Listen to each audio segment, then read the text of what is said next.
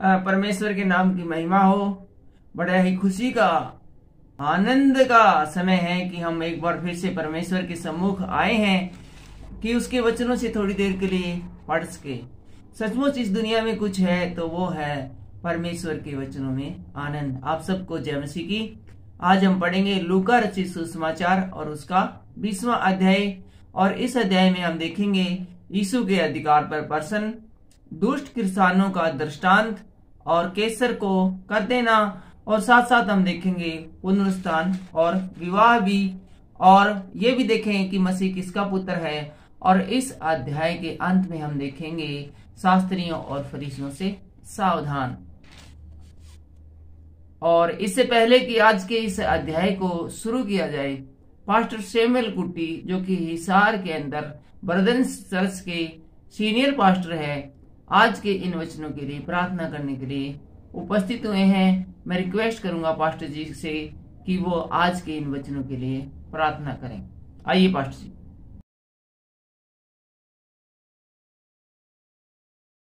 सर्वशक्तिमान दयालु अनुग्रहकारी परमेश्वर, हम आपको धन्यवाद करते हैं, स्तुति करते हैं सुंदर समय के लिए। प्रभु जी, आपके चरणों पर बैठकर प्रार्थना करने के लिए प्रभु ने मौका दिया। हमारे भाई रमेश के लिए धन्यवाद करते हैं प्रभु जी। परमेश्वर के वचन से सुनाने जा रहे प्रभु जी, उनके साथ रहना प्रभु जी। इस वचन का सेवा के द्वारा प्रभु जी सुनने वाला सब लोग आशीष पाने के लिए प्रभु मदद करे, सहायता करे प्रभु जी। इस मीडिया के द्वारा प्रभु जी आपके वचन लोगों के पास पहुंचाने के लिए प्रभु अपने भाई को प्रभु, अपने दास को प्रभु मदद करे, सहायता करे प्रभु जी। इस सेवा को प्रभु आपके हाथों में सौंपता प्रभु जी। आप जो चाहते प्रभु जी उनके द्वारा प्रभु आपके नाम की महिमा होने के लिए प्रभु मदद करे। प्रार्थना सुना इसलिए धन्यवाद करते हैं, यीशु मसीह का नाम से मांगते हैं, आमीन। थैंक यू पास्टर जी। तो आइए शुरू करते हैं लूका रचित सुसमाचार उसका 20वां अध्याय। और इसकी पहली जो आयत है उसका शीर्षक है यीशु के अधिकार पर प्रश्न। एक दिन ऐसा हुआ कि जब वह मंदिर में लोगों को उपदेश दे रहा था और सुसमाचार सुना रहा था, तो प्रधान याजक और शास्त्री और पुरनियों के साथ पास आकर खड़े हुए और कहने लगे। एक दिन की बात है कि यीशु मसीह इन्हीं दिनों में एक मंदिर में जाकर हमेशा की तरह रूटीन में परमेश्वर के नाम का प्रचार कर रहा था। तो बहुत से शास्त्री, फरीसी और प्रधान याजक वो यीशु मसीह के पास आकर यीशु मसीह से कहने लगे। क्या कहने लगे? हमें बता, तू ये काम जो करता है किस अधिकार से करता है, और वह कौन है जिसने तुझे अधिकार दिया है। कई दिनों से कंफ्यूजन में थे, भाई इतना ये प्रचार प्रसार कर रहा है तो इसने किसने ये अधिकार दे दिया ये काम करने का। क्योंकि पुराने समय में क्या था, जब हम बिगिनिंग में देखते हैं, शुरुआत में देखते हैं, तो सिर्फ हारून के घराने को ही परमेश्वर के इस प्रकार के जो कार्य थे, चर्च में कार्य करने थे, पास्टर्स के जो कार्य थे वो अधिकार दिए गए थे। तो और भी इसी के बदौलत बहुत सारे जातिगत लोग, वे परिवार दर परिवार है, वो परमेश्वर के वो उत्तराधिकारी अपने आप को मानने लगे थे और कहते थे कि हम फरीसी हैं, हम फरीसी हैं, हम शास्त्री हैं और हम प्रधान याजक है, यानी पास्टरों के ऊपर जो पास्टर होते हैं, फादर, बड़े फादर हैं, तो हम तो ये सब है, ये ऐसा कार्य नहीं कर रहे। फिर तू भाई कौन, भाई तू किस खेत की मूली, भाई के रोड़ा भाई तेरे, तू चर्च में जावे है, लोगों ने भड़कावे है और नई नई शिक्षा दे है, किसने तेरे को अधिकार दिया है? जिस तरह की एज सपोज करो कि मैं कहीं जा रहा हूँ, रास्ते में बाइक पे जा रहा हूँ, पुलिस वाले ने मुझे हाथ देकर रुकवा लिया और मेरा चालान काट दिया तो कोई बात नहीं, लेकिन एक आम आदमी यदि मेरा चालान काटे तो मैं ये पूछ तो सकता हूँ, सोच तो सकता हूँ कि भाई ये तो बता दे कि किस अधिकार से करता है। इसी प्रकार ये जो जिसको हम एक अक्खड़ भाषा में कहते हैं और मीडिया की भाषा में कहते हैं धर्म के ठेकेदार, इन धर्म के ठेकेदारों ने इससे पूछा भाई ये जो तू काम करे है ये किस अधिकार से करता है। अर्थात वे अच्छे कार्य भी करने नहीं दिया करते थे क्योंकि इससे उनकी रोजी रोटी है वो खराब हो सकती थी। तो यीशु ने उत्तर दिया, मैं भी तुमसे एक बात पूछता हूं, मुझे बताओ। यीशु मसीह बोला भी ठीक है मैं बताऊंगा भाई किस अधिकार से करता हूं, तुम भी पहला मुझे एक बात का जवाब दो, इससे पहला उसके बाद मैं तारी जवाब का दूंगा, सारी बात का जवाब दूंगा। न्यू बोला यीशु मसीह उनता है, न्यू बताओ यीशु का बपतिस्मा स्वर्ग की ओर से था या मनुष्य की ओर से था? बोले एक सिंपली सी बात बता दूंगा तो हमने कि यीशु का बपतिस्मा है वो स्वर्ग की ओर से था या मनुष्य की ओर से था। तब वे आपस में कहने लगे, यदि हम कहें स्वर्ग की ओर से तो वह कहेगा, फिर तुमने उसका विश्वास क्यों नहीं किया? और यदि हम कहें मनुष्य की ओर से तो सब लोग हम पर पथराव करेंगे, क्योंकि वे सचमुच जानते हैं कि यूहन्ना भविष्यवक्ता था। तो यहाँ पर यीशु मसीह ने उन्हीं लोगों को जो इस प्रकार का सवाल पूछते थे, एक नाजायज सवाल पूछते थे, को जवाब है एक पर्सन, छोटा सा पर्सन करके दे दिया कि तुम बता दो भाई यूहन्ना का बपतिस्मा किसकी तरफ था, स्वर्ग की ओर से था, मनुष्य की ओर से था? यदि वे कहे मान लो मनुष्य की ओर से था, तो भीड़ वाले थे उनके जूते मारा, क्योंकि इतनी बड़ी भीड़ थी और वो सब मानते थे कि मूसा एक नबी था और वो स्वर्ग की ओर से था। और जो भीड़ थी उसमें से बहुत सारे लोगों ने मूसा से बपतिस्मा लिया था। तो ऐसे में वे कैसे कह सकते थे कि वो मनुष्य की ओर से था? और यदि वे कहते कि वो तो भाई मनुष्य की ओर से नहीं था, परमेश्वर की ओर से था, फिर यीशु मसीह को छोड़ दिया उन्होंने, फिर गंदा फिर तुमने उस पर विश्वास क्यों नहीं किया? और जब वे कहते भाई हमने विश्वास किया, तो फिर तुमने यूहन्ना बपतिस्मा देने वाले पे विश्वास किया, तो मेरे पे विश्वास क्यों नहीं किया? तो यीशु मसीह ने उन्हीं की बातों में, अर्थात उन्हीं की जुबान ने, कई जगह वचन में लिखा है कि तुम्हारी जुबान ही तुम्हें दोषी ठहराएगी, तो इनकी जुबान के द्वारा ही दोषी ठहरे हैं। अतः उन्होंने उत्तर दिया, हम नहीं जानते कि वह किसकी ओर से था। वे बोले, जी हमने मेरा किसकी ओर था पता था। बोले और फंसे और पीटे। तो यीशु ने उनसे कहा, तो मैं भी तुमको नहीं बताता कि मैं ये काम किस अधिकार से करता हूं। ऐसा यीशु मसीह ने क्यों कहा? क्योंकि यीशु मसीह को उन लोगों से सर्टिफिकेट लेने की जरूरत नहीं थी कि वो परमेश्वर का बेटा है, इसलिए करता है। वे है कौन? यीशु मसीह एक स्वर्ग से आया हुआ परमेश्वर का बेटा, और किसी इंसान की इतनी क्या औकात की, इतनी हिम्मत है कि वो इस प्रकार से पर्सन है, वो एक परमेश्वर के बेटे से करें। और जैसे स्कूल में हम जिस स्कूल में अंतिम बार पढ़े होते हैं, वहां से हमें एक कैरेक्टर सर्टिफिकेट लेना पड़ता है। और जिस प्रकार हमें यदि ट्रैफिक चलाना है, कोई गाड़ी चलानी है, तो लाइसेंस लेना पड़ता है। तो उसके लिए एक एथोराइज कम्युनिटी होती है, जैसे कि लाइसेंस का ऑफिस हो गया और हो गया। तो इसी प्रकार से ये भी जानना चाहते थे कि ये अधिकार है वो किस ये जो तुम्हें इतने जो सारे काम करते किस अधिकार से करते। यीशु मसीह ने इनको बताना जरूरी नहीं समझा। इसके अलावा हम पीछे भी देखते हैं, यीशु मसीह ने शैतान को भी एक बार बताना जरूरी नहीं समझा। जब शैतान उसकी परीक्षा कर रहा था, उसे मंदिर की कंगूरी पर ले गया और कहा कि मैं तुम्हें यहाँ से गिरा दूंगा, तो तुम्हें पत्थर से ठेस नहीं लगेगी और मैं मान लूंगा तू परमेश्वर का बेटा है। 40 दिन 40 रात यीशु की परीक्षा करता रहा था। उस समय भी शैतान ने कहा था कि तुम इन पत्थरों से कहो कि रोटी बन जाओ, तुम इन रोटियों को खा लेना, तुम 40 दिन से भूखे हो, तुम्हारी भूख मिट जाएगी और मैं मान लूंगा परमेश्वर का बेटा हूं। और शैतान ने ये भी कहा था एक ऊंचे पहाड़ पर ले जाकर संसार के बहुत सारे देश दिखाकर कि इन देशों का अधिकार मेरे पास है, यदि तू मुझे झुककर प्रणाम करे तो मैं ये सारे अधिकार तुझे दे दूंगा और मैं मान लूंगा परमेश्वर का बेटा है तुम। लेकिन यीशु मसीह ने उसकी किसी भी बात को नहीं माना था, क्योंकि यीशु मसीह को जरूरत नहीं है किसी से सर्टिफिकेट करवाने की, किसी मनुष्य के द्वारा और विशेष रूप से पापी मनुष्य के द्वारा ये सर्टिफिकेट लेने की कि वो कहे कि ये परमेश्वर का बेटा है, तभी वो परमेश्वर का बेटा कहलाएगा। क्योंकि यीशु मसीह स्वयं जानते थे कि जब वो सूली पर लटकाया जाएगा और जब तीसरे दिन जिंदा हो जाएगा तो सब लोगों को एक ही दम पता चल जाएगा, एक ही बार में पता चल जाएगा कि सचमुच ये जो हमारे बीच में रहा, हमारे मध्य में रहा, वो परमेश्वर का बेटा है, था और रहेगा। चलिए 9वीं आयत देखते हैं, दुष्ट किसानों का दृष्टांत हम 9वीं आयत में देखते हैं। तो यहाँ पे लिखा है, आगे देखते हैं, तब वह लोगों से यह दृष्टांत कहने लगा। इस बात के बाद है यीशु मसीह के दृष्टांत उनको बताने लगा। किसी मनुष्य ने दाख की बारी लगाई और किसानों को उसका ठेका दे दिया और बहुत दिनों के लिए परदेश चला गया। तो एक आदमी था, अमीर था, जमींदार था, जिसके पास बहुत सारी जमीन थी। वो विदेश में चला गया, यूके इंग्लैंड में चला गया। भाई चलो थोड़े दिन है, विदेशों की सैर करके आते हैं, वहां पर कोई नया कारोबार देखते हैं। अपने पास पैसे की तो कमी है नहीं, दुनिया ही देख लें कम से कम, घूम के ने क्या करना है, पैसा के ऊपर लेके जाना है। तो ये सोच के वो अपनी जो जमीन थी उसका ठेका देके किसानों को चला गया। जब समय आया तो उसने किसानों के पास एक दास को भेजा कि वे दाख की बारी के फलों का भाग उसे दे।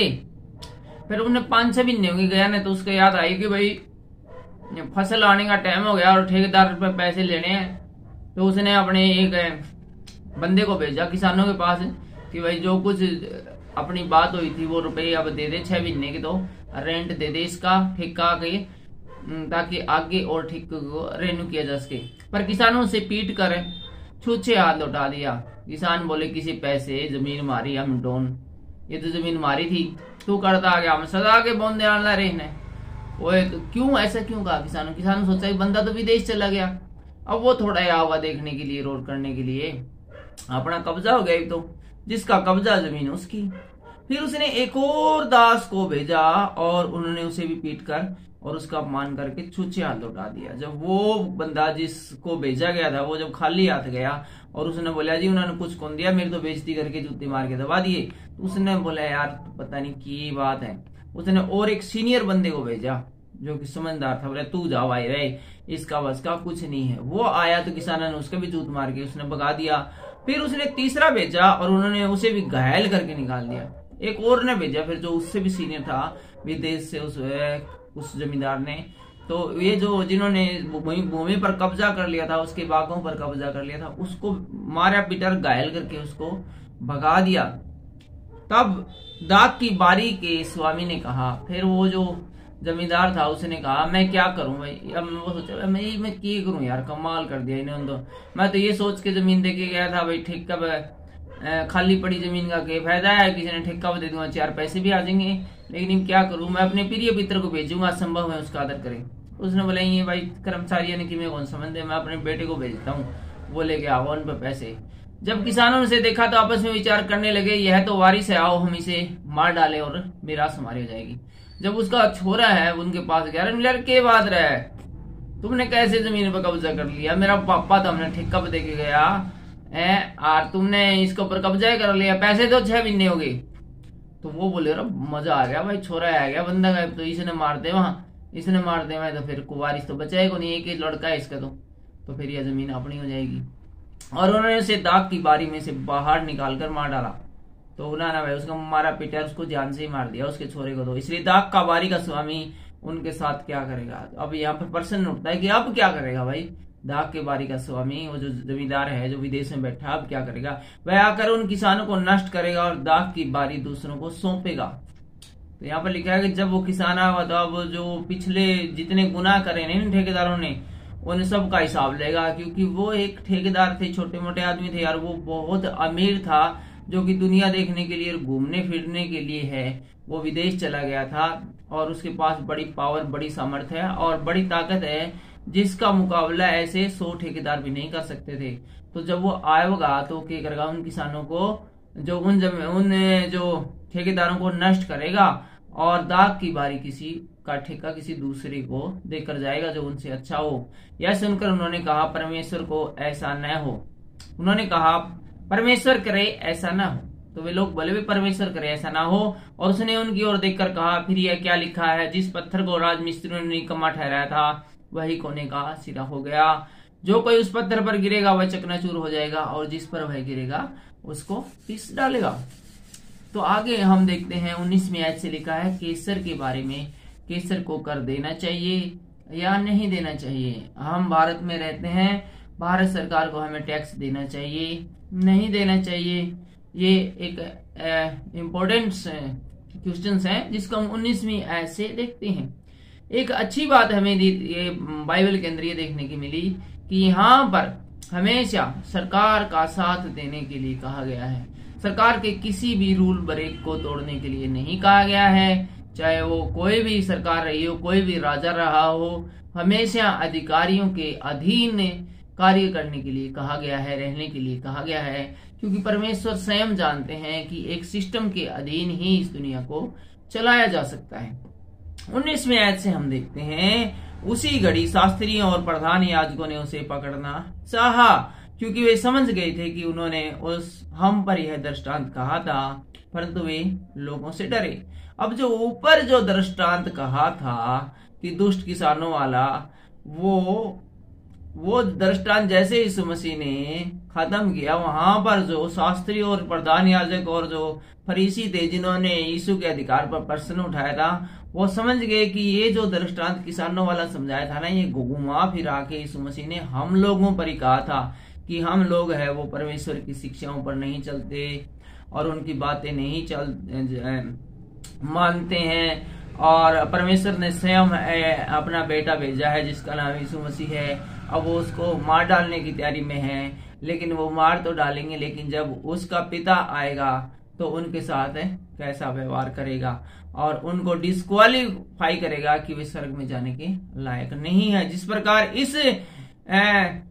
इस जमीन के मालिक ने, इस किसान ने ठेकेदारों को डिस्क्वालीफाई किया था कि तुम ठेका लेने की काबिल ही नहीं हो, क्योंकि तुमने रूल ब्रेक किया है, तुमने एक कॉन्ट्रैक्ट को ब्रेक किया है। हमारे बीच में जो अनुबंध हुआ था कि हर 6 महीने बाद जितनी फसल होगी उसका एक निश्चित हिस्सा मैं तुम्हें दूंगा, लेकिन तुमने वो हिस्सा तो दिया ही नहीं, बल्कि मेरे नौकरों को, कर्मचारियों को मारा पीटा और यहाँ तक कि मेरे बेटे को भी मार डाला।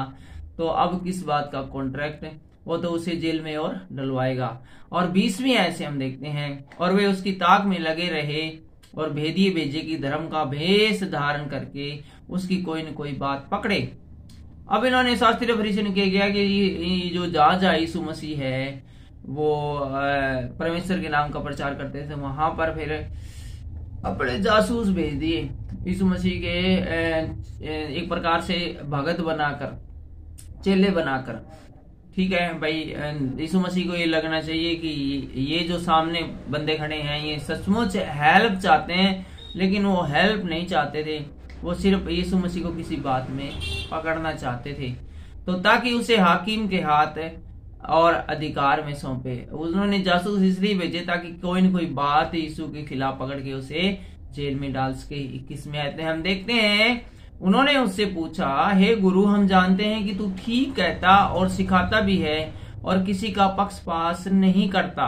तो यहाँ पर जो जासूस हैं वो यीशु मसीह की तारीफ करते हुए कहते हैं कि प्रभु जी तू बिल्कुल ठीक कहता है और सिखाता भी है और किसी का पक्ष भी नहीं करता, और वर्ण परमेश्वर का मार्ग है वो सच्चाई से सिखाता है। क्या हमें कैसर को कर देना उचित है या नहीं है? जासूस अब अपनी असली बात पर आगे बोला, जी ये बताओ कैसर को कर देना चाहिए या नहीं देना चाहिए। अब एक आम आदमी होता तो फंस जाता, क्योंकि ये एक कठिन सवाल था। यदि मैं कहूं कि भारत सरकार जो टैक्स लेती है, जीएसटी लेती है, इनकम टैक्स लेती है, वो गलत है, तो तुरंत मुझे है देशद्रोह के मामले में दोषी मानकर सरकार मुझे अंदर डाल सकती है, क्योंकि सरकार को अपने काम काज चलाने के लिए, इतनी सारी सुविधाएं देने के लिए पैसे की जरूरत पड़ती है, और ये पैसा है ये टैक्स से ही आता है। कितनी सारी करोड़ों जो कोरोना की वैक्सीन पिलाई जा रही है, मुफ्त पिलाई जा रही है, क्या ये मुफ्त में बनती है? नहीं, इसके ऊपर अरबों खरबों रुपया लगा है। वो पैसा कहाँ से आता है? सारा यहीं से आता है। कितने सारे रोड बनते हैं, कितने सारे रेलवे ट्रैक बनते हैं, इन सब के लिए पैसा कहाँ से आता है? सरकार के पास टैक्स से ही आता है। 23वीं आयत में हम देखते हैं, उसने उनकी चतुराई को ताड़ कर उनसे कहा, यीशु मसीह समझ गया ये जासूस है और ये इन्होंने चालाकी से ये प्रश्न पूछा है, और उनसे कहा एक दिनार मुझे दिखाओ। तो वह यीशु मसीह बोले एक सिक्का लेके आओ मेरे पास, और सिक्का लेके आए तो यीशु मसीह सिक्के को देखकर कहने लगा, इसके ऊपर छाप और नाम किसका है? बोले भाई इसके ऊपर किसका फोटो बन रहा है, किसकी स्टैंप लगी हुई है, किसका नाम है? तो वह बोले जी केसर का। तो यीशु ने उनसे कहा जो केसर का वो केसर को दो, और जो परमेश्वर का वो परमेश्वर को दो। इस मसीह बोले भाई सिंपल सी सीधी सी बात है, तुम क्यों परेशान हो रहे हो? इसके ऊपर केसर की फोटो है तो इसका मतलब वो केसर का माल है, जो केसर का वो केसर का दे दो। यदि परमेश्वर की फोटो होती तो परमेश्वर का दे देते, जो परमेश्वर का हो परमेश्वर का दो, केसर का वो केसर का दो। वे लोगों के सामने इस बात में उसे पकड़ न सके, वरन उसके उत्तर से अचंभित होकर चुपचाप रह गए। तो यहाँ पर इस प्रश्न का उत्तर जानकर वे समझ गए में जासूस यीशु मसीह को पकड़ना, उसके ऊपर दोष लगाना, आरोप लगाना उनके बस का रोग नहीं है। हम आ गए हैं 27वीं आयत में, और इस आयत में जो शीर्षक है वो है पुनरुत्थान और विवाह। फिर सदूकी जो कहते हैं कि मरे हुओं का जी उठना है ही नहीं। सदूकी एक जाति है, प्रजाति है, एक कम्युनिटी थी जिनका विश्वास था कि एक बार जो मर गया सो मर गया, वो कभी दोबारा जिंदा हो ही नहीं सकता। ये इस प्रकार का विश्वास रखते थे और उनमें से कुछ उसके पास आकर पूछने लगे। तो वो जिनका विश्वास था कि मरे हुए कभी जीवित तो हो ही नहीं सकते, वो यीशु मसीह के पास आते हैं और उससे पूछते हैं, एक पर्सन पूछते हैं, हे गुरु, मूसा ने हमारे लिए यह लिखा है, यदि किसी का भाई अपनी पत्नी से रहते हुए बिना संतान मर जाए तो उसका भाई उसकी पत्नी से विवाह कर ले और अपने भाई के लिए वंश उत्पन्न करे। तो वो बोले जी एक बात बताओ, यीशु मसीह जी एक भाई था, उसका एक आदमी था और वो मर गया और वो उसकी पत्नी विधवा हो गई। यदि उसका भाई उसके साथ विवाह कर ले और उसके लिए विवाह संतान उत्पन्न करे उसके लिए, तो जब दोबारा से जब इस पृथ्वी का न्याय किया जाएगा, पुनर्जन्म होगा, तो वो किसकी पत्नी ठहरेगी, पहले की या दूसरी की? और वहां पर वो एक एग्जाम्पल देते हैं और कहते हैं यीशु मसीह जी हम लोग आपको एक एग्जाम्पल देते हैं। मान लो कि 7 भाई थे, पहला भाई विवाह करके बिना संतान मर गया, फिर दूसरे और तीसरे ने भी उस स्त्री से विवाह कर लिया और इसी रीति से 7 भाई है वो बिना संतान मर गए और अंत में वह स्त्री भी मर गई। इसलिए जी उठने पर वह उनमें से किसकी पत्नी होगी, क्योंकि वह 7 की पत्नी हो चुकी थी। यीशु ने उनसे कहा, इस युग की संतानों में तो विवाह होता है, पर जो लोग इस युग ठहरेंगे कि उस युग को और मरे हुए को जी उठने को प्राप्त करें, वे विवाह न करेंगे और न विवाह में दिए जाएंगे। 35वीं आयत को एक बार फिर से पढ़ते हैं। पर जो लोग इस योग्य ठहरेंगे कि उस युग को और मरे हुए में से जी उठने को प्राप्त करे, वे न विवाह करेंगे और न विवाह में दिए जाएंगे। तो यीशु मसीह कहते हैं यहाँ पर जब यहाँ के शारीरिक रूप में जो इंसान है वे तो शादी करते हैं, लेकिन जिन लोगों के नाम स्वर्गीय पुस्तक में लिख लिए गए हैं, जीवन की पुस्तक में लिख लिए गए हैं, जो इस योग्य ठहरेंगे कि वे नए जीवन में प्रवेश कर सकें, तो वहां पर शादी विवाह का किसी प्रकार का कोई काम नहीं होगा। वे फिर मरने के भी नहीं और न वे फिर कभी मरेंगे, क्योंकि मृत्यु जाती रहेगी, क्योंकि वे स्वर्गदूतों के समान होंगे और पुनरुत्थान की संतान होने से परमेश्वर की भी संतान होंगे। और वो जब एक बार फिर से जन्म लेंगे तो वो फिर परमेश्वर की संतान ठहरेंगे और स्वर्गदूतों के समान है वो रहेंगे। परंतु इस बात को कि मरे हुओं का जी उठते हैं, मूसा ने भी झाड़ी की कथा में प्रकट की है कि वह प्रभु को अब्राहम का परमेश्वर, इसहाक का परमेश्वर और याकूब का परमेश्वर कहता है। परमेश्वर तो मुर्दों का नहीं परंतु जीवितों का परमेश्वर है, क्योंकि उसके निकट सब जीवित है, उसके निकट सब जीवित है। अर्थात जब यीशु मसीह कहते हैं कि वो मरों का नहीं परंतु जिंदा लोगों का परमेश्वर है, एक बात और जो इम्पोर्टेंट बात कही है, क्योंकि उसके निकट सब जीवित है। इसका क्या मतलब है? इसका मतलब है जो अभी जो व्यक्ति मर चुके हैं, जो कब्रों के अंदर पड़े हैं, परमेश्वर की नजर में वो जिंदा है। जब इस पृथ्वी का न्याय किया जाएगा, यहाँ के लोगों को बुलाया जाएगा, तो जो आज जिंदा है सिर्फ उन्हीं को नहीं, जो अब तक जो मर चुके हैं वो भी कब्रों से निकलकर उनकी आत्मा है वो आएगी और वो यीशु के सामने उपस्थित होगी और अपने कर्मों का जिस समय वे जिंदा थे हिसाब उनसे लिया जाएगा और उनकी परीक्षा ली जाएगी। उनका भी एग्जाम होगा और इस एग्जाम में देखा जाएगा कितने % उनके मार्क आते हैं, क्योंकि उसके निकट सब जीवित है। ये आप अंडरलाइन करके रख लें। ये हम पढ़ रहे हैं लूका रचित सुसमाचार उसका 38वां अध्याय की जब पढ़ते हैं तो उसकी जो 38वें अध्याय की अंतिम लाइन है, यह सुनकर सब शास्त्रियों में से कुछ ने यह कहा, हे गुरु तूने अच्छा कहा। और फिर उन्हें उससे और कुछ पूछने की हिम्मत न हुई। और आगे हम देखते हैं 41वीं आयत में आगे हैं और यहाँ पर है मसीह किसका पुत्र। फिर उसने उनसे पूछा, मसीह को दाऊद की संतान कैसे कहते हैं। दाऊद आप भजन संहिता की पुस्तक में कहता है, प्रभु ने मेरे प्रभु से कहा, मेरे दाहिने बैठ जब तक कि मैं तेरे बैरियों के तेरे पांवों के तले न कर दूं। दाऊद तो उसे प्रभु कहता है, तो फिर वह उसकी संतान कैसे ठहरा। यीशु मसीह बोला, भाई मुझे बताओ, मसीह को लोग दाऊद की संतान क्यों कहते हैं। दाऊद तो खुद उसको प्रभु कहता है, बार बार प्रभु कहता है, और ऐसा कई जगह लिखा हुआ है। तो यीशु मसीह हो दाऊद की संतान कैसे ठहरा। और इस अध्याय के अंतिम पड़ाव में हम आ गए हैं, और यहाँ का शीर्षक है शास्त्रियों से सावधान। जब सब लोग सुन रहे थे तो उसने अपने चेलों से कहा, सब लोगों के सुनते हुए उसने अपने चेलों को कहा, इंपॉर्टेंट है, शास्त्रियों से चौकस रहो। जो शास्त्री उसके सामने खड़े थे उनके विषय में अपने चेलों से कहता है कि ये जो सामने खड़े हैं ना शास्त्री, इनसे चौकस रहो, इनसे सावधान रहो। जिनको लंबे लंबे वस्त्र पहने हुए फिरना अच्छा लगता है, ये जो सामने खड़े हैं शास्त्री, इनसे सावधान रहो। इनको लंबे लंबे वस्त्र है वो पहनना वो अच्छा लगता है, बिल्कुल उनके मुंह पे कहता है। और जिन्हें बाजारों में नमस्कार, और ये चाहते हैं कि बाजारों में लोग इनको नमस्कार करें, पादरी जी नमस्कार, फादर जी नमस्कार, जय मसीह पादरी जी। और आराधनालय में मुख्य आसन, और जब चर्च में जाते हैं तो सबसे जो मेन पास्टर की जो कुर्सी होती है वहां पर ही बैठना ये पसंद करते हैं। और भोज में मुख्य स्थान प्रिय है, और कहीं पर आमंत्रित हो तो वहां पर जो सबसे जो मेन चेयरमैन की कुर्सी होती है ना, सबसे बड़े आमंत्रित लोग की, वहां पर ये बैठना पसंद करते हैं। तो इन बातों से क्या प्रकट होता है कि ये लोग हैं जो इस प्रकार का पसंद करते हैं, उनको परमेश्वर के राज्य से कोई लेना देना नहीं है। परमेश्वर का राज आए न आए, उन्हें तो राज कर ही रहे हैं। 47वें आयत में लिखा है, वे विधवाओं के घर को खा जाते हैं और दिखाने के लिए बड़ी देर तक प्रार्थना करते रहते हैं, ये बहुत दंड पाएंगे। तो यीशु मसीह बताते हैं कि ये लोगों, इनका काम तो ये था कि ये लोगों को स्वर्ग में भेजे। ये क्या खा किसी को स्वर्ग में भेजेंगे, खुद नरक में जाएंगे। ये लंबी लंबी देर तक प्रार्थना करेंगे लोगों को दिखाने के लिए कि कितना अच्छा पास्टर है, कितनी देर तक प्रार्थना करता रहा।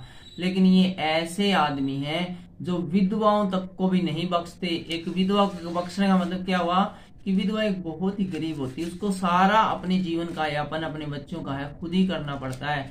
और ऐसी गरीब महिला से भी ये उम्मीद करते हैं कि वो पास्टर जी को एक बहुत बड़ा है वो दशमांश दे, और हमेशा उनकी ललचाई नजर है वो उसके ऊपर लगी रहती है।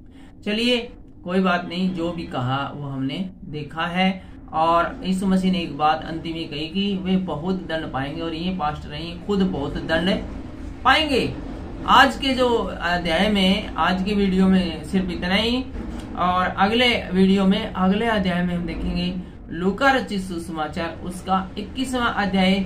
और इस अध्याय में हम देखेंगे कंगाल विधवा का दान, मंदिर के विनाश की भविष्यवाणी, संकट और कलेश भी हम देखेंगे, और यरूशलेम के विनाश की भविष्यवाणी भी हम अगले अध्याय में देखेंगे, और मनुष्य के पुत्र का पुनर्वा आगमन भी हम अगले वीडियो में देखेंगे। और साथ साथ हम देखेंगे अंजीर के पेड़ का उदाहरण और जागते रहो। फिलहाल के लिए इतना ही। वीडियो आपको अच्छा लगा हो, परमेश्वर के वचन से आपको आशीष मिले हो, आप इस वीडियो को लाइक कर सकते हैं। कमेंट भी हमारे लिए आप कर सकते हैं, जिसमें आपकी प्रेयर रिक्वेस्ट हो सकती है, आप हमारे लिए प्रार्थना कर सकती है, आप हमें कुछ सजेशन दे सकते हैं। चैनल पर नए हो तो यकीनन आपको चैनल को जरूर सब्सक्राइब कर लेना चाहिए। सबको जय मसीह की।